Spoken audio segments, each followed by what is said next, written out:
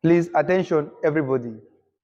Today, we are going to look at a very interesting topic on the whiteboard, which is osmoregulation. Okay? Osmoregulation is also known as homeostasis.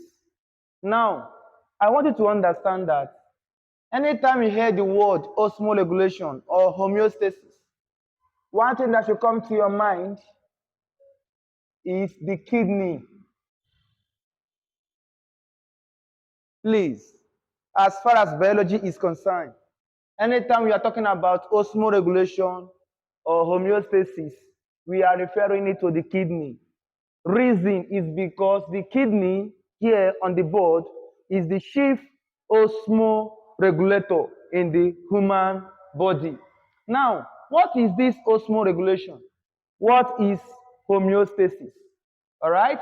Homeostasis on the board is the process of maintaining constant equilibrium of concentration of salts, sugar, and water in the body fluid.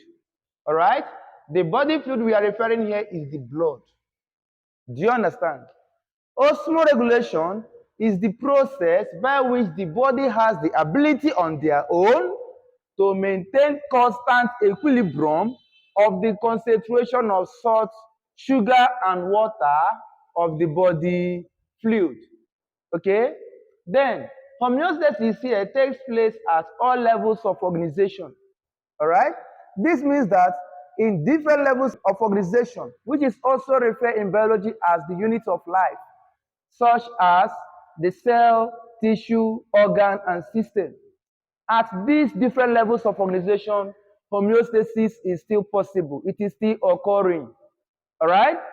Unicellular organisms like paramecium and amoeba, they possess a contractile vacuole, which is the structure that is responsible for osmoregulation. All right? And the functions of this contractile vacuole is to remove toxic waste products, which are in liquid form. All right? Here, in unicellular organisms, such as amoeba and paramecium, the contractile vacuole is used for osmoregulation. Take, for example, here is paramecium that has the foot shape. Let's assume here to be the paramecium. I'm just referring you to what you've done before. No need to label other structure. Here is the contractile vacuole that is responsible for osmoregulation. Here is the anterior, here is the posterior contractile vacuole. Then here is the normal oral groove. Here is the meganucleus. Here is micronucleus. All right? Here we have the cytoplasm. Then here could be the mitochondria for respiration. Here is trichosis for trapping prey. All right? Then here is the pellicle that maintains the constant shape of paramecium. Here is the oral groove. Here is the gullet. Okay? Then here is the contractile vacuole that is responsible for osmoregulation in paramecium. For osmoregulation. Please listen. Reason why I draw this diagram like this is because you are going to see this in your exam. This diagram most times comes out in exam, okay? Please don't forget in case you see that in exam. This is the typical diagram of paramecium caudatum, all right? Then here we have the anterior contractile vacuole and the posterior contractile vacuole. Then the contractile vacuole here in paramecium and amoeba, as we have here on the board, is responsible for osmoregulation, all right? Then here, the main organs and substances involved in homeostasis in mammal. All right? We are going to look at different organs responsible for homeostasis in mammal. Okay?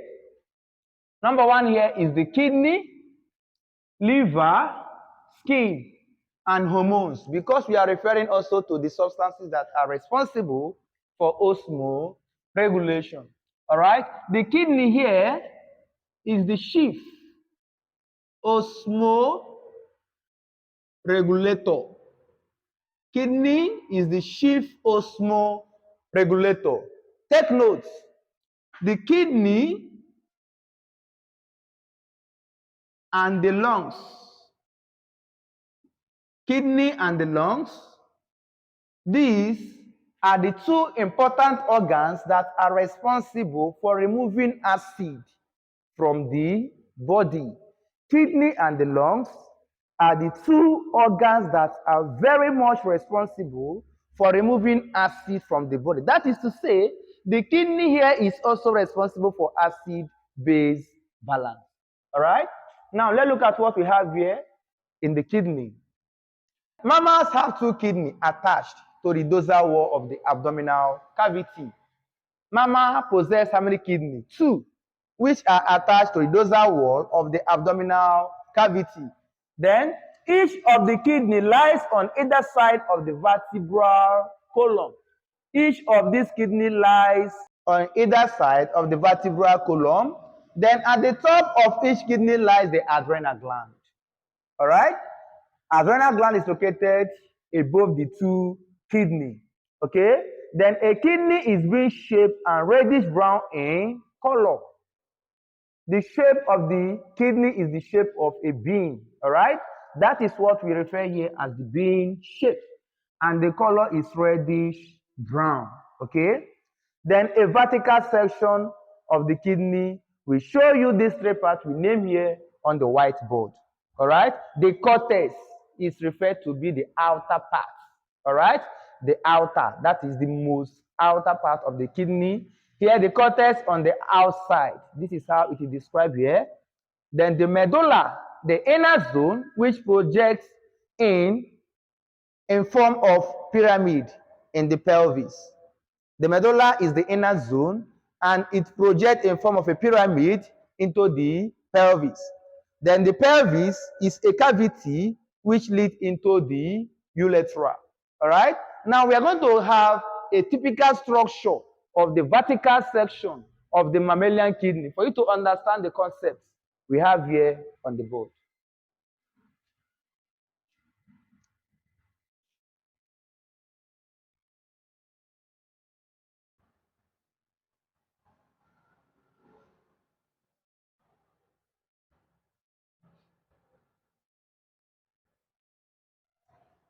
Now let's look at the diagram of the kidney here.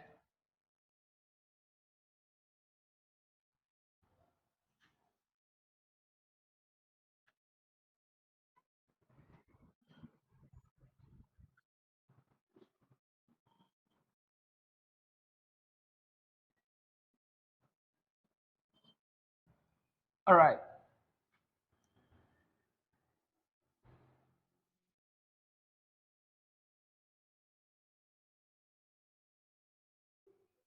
Now, this is a typical structure of the kidney. We call this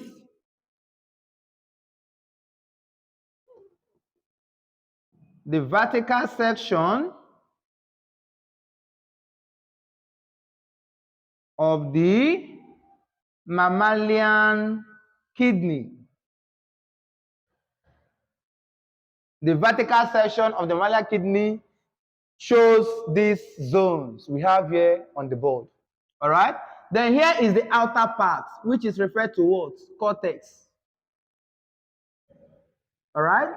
In the medical school, the medical name for kidney is renal. The medical name for kidney is renal. Then we call this the renal cortex. Okay? Then here is the medulla. Here is the medulla. Then it is referred to as renal medulla. Okay? Then here is the artery. We call it the renal artery. Then here is the vein.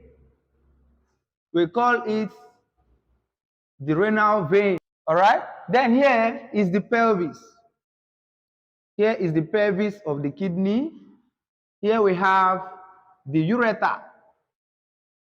Then here we have the apex, apex of the pyramid. Okay, so this is a typical structure of the mammalian kidney, the vertical section of the mammalian kidney. Okay, so this is all we have for now. Thank you and God bless you. Please, in the next video, we are going to look at the functional units. Please take notes. We have the functional unit of the kidney.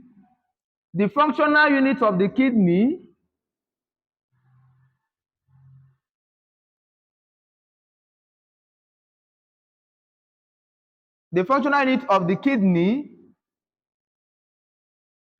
is nephron.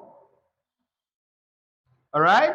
This shows that the nephron here on the board is the kidney of the kidney, meaning that the kidney cannot function without nephron. And we have about 1 to 1.2 million nephron in each kidney. We have about 1 million to 1.2 million nephron in each kidney. So in the next video, we are going to look at the functions of the kidney. Then after which we talk about the functional unit, the structure of nephron. This is what we are going to talk about in the next video. Okay? Don't forget to subscribe to the YouTube channel. Thank you and God bless you.